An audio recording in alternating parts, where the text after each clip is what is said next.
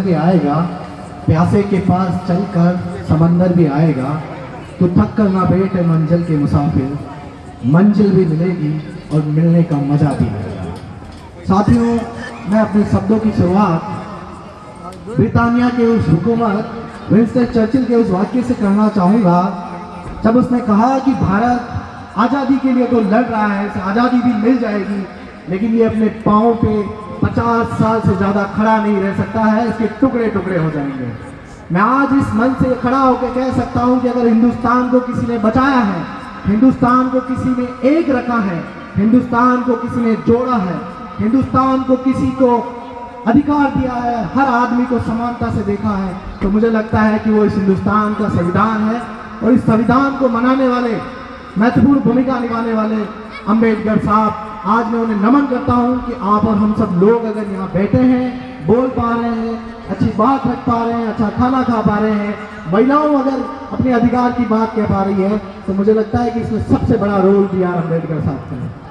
मंच पर विराजमान तमाम अतिथिगण, आप सब लोग यहाँ पधारे इस कार्यक्रम को सुशोभित करने के लिए, और जिस जुनून और जज्बे के साथ इस प्रोग्राम को आप सब लोगों ने किया, मैं खासकर से अम्बेडकर युवा मंच, रूपपुरा, भाई अरविंद जी और इनकी तमाम टीम को बहुत बहुत धन्यवाद देता हूँ कि इन्होंने बहुत शानदार कार्यक्रम किया। साथियों, मैं अपने शब्द आप सब लोगों के सामने रखने वाला हूँ। मैं पूरी कोशिश करूँगा कि मैं इस तरह से बोलूँ कि मेरी बात आपके समझ में आ जाए, क्योंकि जब तक अम्बेडकर साहब आपके दिल और दिमाग में नहीं बैठेंगे, मैं चाहे कुछ भी बोल के चला जाऊँ, जब तक उन्होंने क्या किया, हमें क्या करना है, ये चीज़ जब तक हम नहीं समझेंगे, ना इस हिंदुस्तान का भला हो सकता है, ना इस देश में जो कमजोर मजदूर वर्ग है उनका भला हो सकता है। साथियों, एक ऐसे परिवार में पैदा हुआ जब पढ़ने लिखने का अधिकार तो दूर, खाने पीने तक की इतनी तकलीफें थी, तमाम तरह की मुसीबतें। परिवार में जब पैदा हुआ, 14 भाई बहन थे, पिताजी भले सूबेदार थे, लेकिन जब माँ से कहा कि माँ मुझे स्कूल जाना है, तो माँ ने बोला कि बेटा तू स्कूल तो जा रहा है, लेकिन तुझे जो तकलीफें झेलनी पड़ेगी, अगर तू वो झेलने के लिए अगर तैयार हो तो ही तू स्कूल जाना है। बच्चा पहले दिन स्कूल गया, उसे ये महसूस हुआ कि मेरे साथ जो उसके साथ सलूक किया गया, वो ऐसा सलूक किया गया कि एक जानवर के साथ भी नहीं करते। साथियों, जब वापस अम्बेडकर साहब घर पे आए, उन्होंने माँ से कहा कि माँ मेरे साथ इस तरह से सलूक क्यों किया जा रहा है, एक कुत्ते के साथ भी नहीं किया जाता, एक पालतू कुत्ते के साथ भी नहीं करते, जानवर के साथ भी नहीं करते। तो उन्होंने कहा कि ये फला फला किताब में लिखा हुआ है कि हम लोग नीचे तबके के लोग हैं, नीची जाति के लोग हैं। साथियों, उस दिन अम्बेडकर साहब ने ये कसम खाई कि माँ उस किताब को मैं एक दिन बदल दूंगा और इस देश में ऐसी किताब बनाऊंगा जहाँ हर धर्म, हर जाति, हर तरह के पंथ प्रांत के लोगों को समान ढंग से देखा जाएगा, समान नजर से देखा जाएगा। साथियों, अम्बेडकर साहब ने बहुत ऊंचे लेवल की पढ़ाई की थी। जब वो पढ़ाई करके आए, अमेरिका और लंदन से वापस पढ़ाई करके यहाँ आए, तो उन्हें बड़ौदा के जो गायकवाड़ राजा थे, उन्होंने सैन्य सचिव की नौकरी दी। नौकरी पर जब पहले दिन गए, तो आप ताजुब करेंगे कि जब पहले दिन नौकरी पे गए और सैन्य सचिव उस इंसान के साथ फाइल इस तरह से फेंकी जा रही है कि वो अछूत है, इसलिए वो घर पे वापस आए, तमाम तरह की मुसीबतों को झेला, और वो चाहते साथियों तो उनके पास इतनी डिग्रियां थी, उनके पास 36 तरह की डिग्रियां, 4 तरह की पीएचडी उनके पास, 9 भाषाओं का वो ज्ञानी। वो अगर चाहता तो मुझे लगता है कि लंदन और इंग्लैंड जाके, अमेरिका जाके वो बहुत अच्छे से बच सकता था और अपनी जिंदगी बहुत अच्छे से जी सकता था।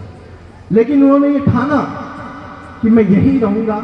आज मैं इतना पढ़ा लिखा होने के बावजूद भी अगर मेरे साथ इस तरह से सलूक हो रहा है, तो मेरे जो समाज के लोग हैं उनके साथ किस तरह का बर्ताव होता है। साथियों, हिंदुस्तान की आज़ादी की लड़ाई में 2 लोगों ने बहुत अहम भूमिका निभाई। एक थे महात्मा गांधी और दूसरे थे बी आर अम्बेडकर साहब।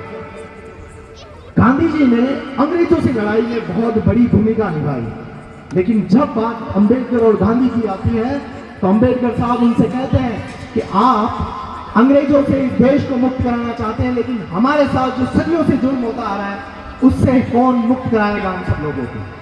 साथियों, लड़ाई बहुत क्लियर थी और अंत में गांधी जी को ये बात माननी पड़ी और तमाम तरह के इस देश में बदलाव हुए। आज जो आप और हम सब लोग बैठे हैं, शिक्षा का जो अधिकार मिला हमें, चाहे वो महिलाओं को शिक्षा का अधिकार मिले, महिलाओं को समानता का अधिकार मिले, अंबेडकर साहब ने किसी एक धर्म एक जाति के लिए काम नहीं किया। ऐसा नहीं है कि उन्होंने SC/ST वर्ग के लिए सिर्फ काम किया। साथियों, आप मजदूरों को ले लें, आज बुद्ध पूर्णिमा भी है और दूसरा अंतर्राष्ट्रीय लेबर दिवस भी है। साथियों, आज जो मजदूरों के रामलाल जी जाट साहब ने जैसा बताया, मजदूरों को जो पहले उनके घंटे फिक्स नहीं हुआ करते थे, उनसे मजदूरी जैसा चाहते वैसे मालिक करवाते थे। आज की जगह अगर जरूरत होगी तो 15 घंटे भी काम कराते थे, 20 घंटे भी काम कराते थे और कोई रूल्स एंड रेगुलेशन नहीं थी। उस समय अंबेडकर साहब ने आवाज उठाई कि मजदूरों के लिए न्यूनतम कार्य जो है वो फिक्स होना चाहिए और उतना ही वेतन फिक्स होना चाहिए। साथियों, उन्होंने ना सिर्फ SC/ST समाज के लिए काम किया, उन्होंने हिंदू धर्म के लिए भी बहुत काम किया। उन्होंने हिंदू धर्म की महिलाओं के साथ जो अन्याय होता था, उन्हें जो समानता नहीं मिलती थी, महिलाओं के ऊपर जो अत्याचार होते थे, महिलाओं को तमाम तरह की और जो मुसीबतें का सामना करना पड़ता था, हिंदुस्तान के अंदर जो हिंदू कोड बिल जो आया इस देश के अंदर, वो B.R. अम्बेडकर साहब की ही देन है। साथियों, इस देश में और भी ऐसी कई चीजें हैं। आज आप जो RBI की स्थापना देखेंगे, उसमें बहुत बड़ा योगदान अम्बेडकर साहब की किताब है। जब भी ब्रिटानिया हुकूमत ने एक आयोग यहाँ भेजा था कि आप जाके वहाँ पे देखें कि पैसों को कैसे मैनेज करना है, तो उस समय अम्बेडकर साहब की किताब the problem of the money, its origin and solution, उसी के दम पर इस देश में RBI की स्थापना हुई। साथियों, दिक्कत क्या है आज इस देश में? पिछले कई सालों से एक चीज चली आ रही है, हर आदमी धर्म को दिखाना चाहता है, हर आदमी धर्म का प्रदर्शन करना चाहता है, लेकिन धर्म को कोई मानना नहीं चाहता। धर्म में क्या लिखा है उसको कोई लेना नहीं है। उसी तरह इस देश के अंदर मैंने देखा है कि अम्बेडकर साहब को मानने वाले लोग तो बहुत हैं, उनके नाम पे दिखावा करने वाले लोग तो बहुत हैं, लेकिन अम्बेडकर साहब को वास्तव में अपने जीवन में उतारने वाले लोग कहाँ हैं? आज मैं जब देखता हूँ कि कोई भी आदमी आता है, वो आपको पागल बना के चला जाता है, क्योंकि पता ही नहीं क्या सिस्टम हो रहा है, किस तरह से आपके साथ लूट मार हो रही है, किस तरह से आपके साथ भेदभाव हो रहा है, किस तरह से चीज़ों को मैनेज करके इस लोकतांत्रिक सिस्टम में आपके वोट का इस्तेमाल किया जा रहा है, आपको पता ही नहीं है। साथियों, अम्बेडकर साहब ने क्लियरली कहा, आप शिक्षित होइए, संगठित होइए और फिर अपने अधिकारों के लिए लड़ना सीखिए। आप सबसे पहले शिक्षित होने का काम करिए, क्योंकि जब तक शिक्षा नहीं प्राप्त करेंगे, आप इन धर्म, जाति और जितनी भी और छोटी मोटी चीजें हैं, इनमें आप उलझे में रहेंगे। और जब आप शिक्षित हो जाएंगे, तभी आप संगठित हो पाएंगे, तभी आप एक जगह पर आकर चर्चा कर पाएंगे, मुद्दों पर बात कर पाएंगे। और जब मुद्दों पर बात करेंगे और तब आपको लगेगा कि ये चीज गलत हो रही है, तो वो शिक्षा ही है जो आपको ये बताएगी कि कहाँ बोलना है, कि जो गलत चीज हो रही है उसके खिलाफ बोलना है। ये शिक्षा ही आपको कर सकती है। इसीलिए अम्बेडकर साहब कहते थे, शिक्षा वो शेरनी का दूध है, जो पिएगा वो दहाड़ेगा। साथियों, हमें ये चीज समझनी पड़ेगी, इस हिंदुस्तान को हमें किस दिशा में लेके जाना है। इस हिंदुस्तान को अगर हमें आगे बढ़ाना है, चाहे वो शिक्षा हो, चिकित्सा हो, चाहे अस्पताल हो, हमें तमाम तरीके की चीजें ठीक करनी है, तो हमें अम्बेडकर साहब के सिद्धांत और नियमों को पढ़ना पड़ेगा, सोचना और विचारना। मैं से आता हूँ, मैं जैन हूँ, मैं वैसे इन सब चीज़ों में विश्वास नहीं करता मोटा, मैं सबसे पहले अपने आप को इंसान मानता हूँ। मैं भी जब मेरे मन में जिद आती है कि मुझे भिलवाड़ा का MG अस्पताल ठीक करना है, आसिम का अस्पताल ठीक करना है, सड़कें ठीक होनी चाहिए, सर ने जैसा बताया कि स्कूल में टीचर नहीं है, स्कूलें ठीक करनी है, करप्शन 0 होना चाहिए, मैं भी जब इन सब चीज़ों के लिए कोशिश करता हूँ, मैंने किताब लिखी, तमाम तरह की कोशिशें की, तो मुझे लगता है कि क्या मैं इन चीज़ों से लड़ पाऊंगा? क्या जो लोग बैठे हैं इतने मजबूत, जिन लोगों ने सिक्का जमा रखा अपना, क्या मैं उन लोगों से लड़ पाऊंगा? तो मुझे एक आदमी जो मजबूती से मुझे सपोर्ट करता है वो डॉक्टर B.R. अम्बेडकर से। मुझे लगता है कि अगर उन्होंने कर दिखाया, मैं भी पूरी कोशिश करूंगा तन मन धन से, और मुझे लगता है कि संभव हो जाएगा। साथियों, हिंदुस्तान में किसी तरह की कमी नहीं है, या प्रतिभाओं की कमी नहीं है, या टैलेंट की कमी नहीं है, या तमाम तरह की चीज़ें हैं, लेकिन बस दिक्कत ये है कि दिशा और दशा नहीं सुधर पा रही है। हमारी दिशा गलत है, हमें नेतृत्व करने वाले लोग ऐसे हैं जो हमें गलत दिशा में धकेल रहे हैं। ये चीज़ हमें समझनी पड़ेगी। और मैं अक्सर कहता हूँ, SC/ST समाज के लोगों को भी कहता हूँ, खासकर आप लोगों को, कि और तमाम लोग जो अम्बेडकर साहब को मानते हैं, उनके विचारों पे चलते हैं, आप अम्बेडकर साहब को एक बार जरूर पढ़ें, क्योंकि आप जब तक अम्बेडकर साहब को नहीं पढ़ेंगे ना, मजा नहीं आएगा। आप जब पढ़ेंगे तो लगेगा कि जीवन में किस तरह का जुनून उस इंसान ने झेला।